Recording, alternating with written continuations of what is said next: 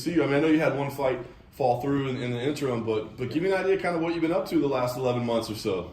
Becoming a better human. After the fight with Pico, I fell into a deep depression, and it was kind of like the cherry on top of falling into a hole that wasn't meant to be fallen into.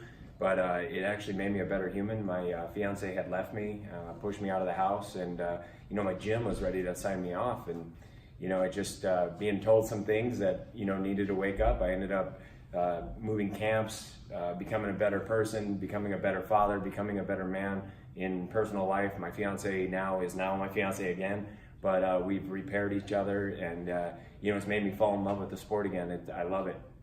What sent you down? I mean, obviously I know that the loss last time was frustrating, but I mean, is it just the result? I mean, is it what sent you down that path? Yeah, and everybody wonders, oh, it's a knockout, right? It's your first, it's the first time I lost like that in a long time since Gerald Mearshart.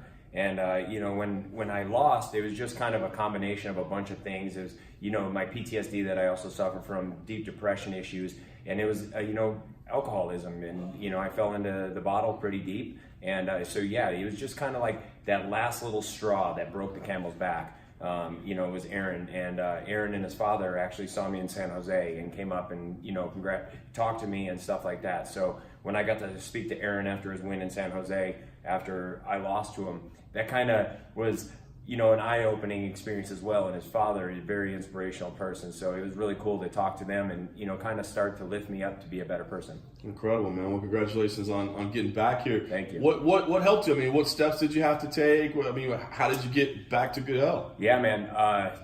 Falling in love with jiu-jitsu in the gi again helped me become a better person again. The gi is. There's no BS in when you slap on a gi. It doesn't matter. Everybody says a belt doesn't make a man. I believe a belt makes a man. It holds up your pants as well.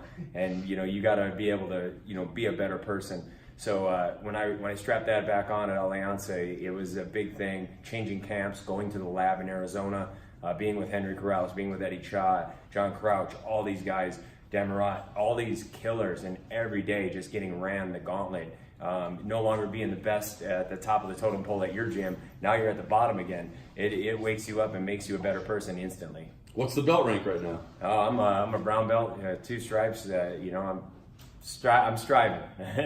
Nice. All right. So what made this the right opportunity to come back? I mean, was it? I thought about the Southern California thing. Was that it, or was it just the right time? Date-wise, why was this the time for you to finally come back? It was funny. So I got offered a fight, a short notice fight, like you had alluded to, and I had to turn it down. Just couldn't make the weight, and my mind still wasn't 100% yet. And when I was talking with Henry Corrales, and he goes, "I don't know why you're not in Arizona yet." Literally 2 days later, he knocked out Aaron Pico, and I called him. I saw Rich Chu at the fights.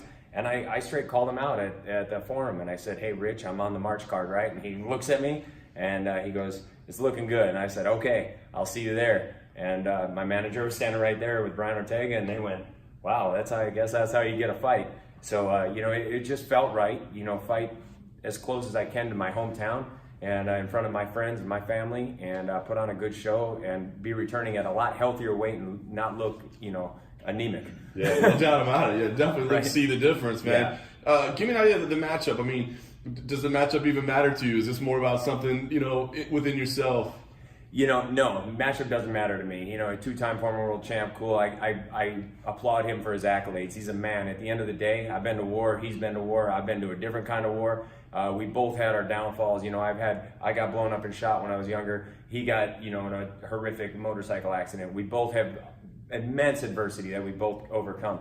I don't care about that. At the end of the day, when the cage door closes, my fist is going to touch his fist is going to touch my face. At the end of the day, we're 2 men, and anything can happen. What lies on the result here, man? I mean, you've gone through this journey, right, man? You've gotten back to a better place. It seems like you're happy where you are regardless, but do you feel like you need a win to guarantee, so that, yes, what I'm feeling is right, or is that even needed at this point? That's kind of a deep question. Yeah, I mean, everybody wants to win, right? But I believe I've done the right work. I've put in the work at the lab with the right people. I have the right people in my corner now that, a win is in my, is going to come. No doubt. Last thing for me, I mean, I guess when you see this fight play out, it's been a long time since you've been in there. So how does this thing play out in your head? How do you get your hand raised? I'm going to sub him in the second. Awesome. So just one question for you. Having to dig yourself out of this hole emotionally and mentally, what kind of checks do you do daily with yourself just to make sure you're still on the right track? That's a good one. You know, a lot of fighters are, you know, kind of guarded and don't really tell people that we go through all these emotional down runs. I deal with the fighter side of it and I deal with the military side of it all in one bucket. So every day I have to tell myself, you know, I have to look in the mirror and make sure that I can tell myself that I am the person I'm meant to be, and I have to make sure I can pull up my pants just like the next man. And so every day I have to look at the mirror and be like, am I doing the best to make myself a better man every day and support those around me? Awesome. Thank you. I do want to follow up. I like your T-shirt here. They make jiu-jitsu violent again. Yeah. But tell me about that. You feel like that? This is Alianza Jiu-Jitsu, man. You know, so this is our theme, and this is the nonprofit, you know, that I work with. You know, so yeah, make jiu-jitsu violent again. We're all about, you know, making jiu-jitsu violent again and actually putting it back to the way it should be. Cool.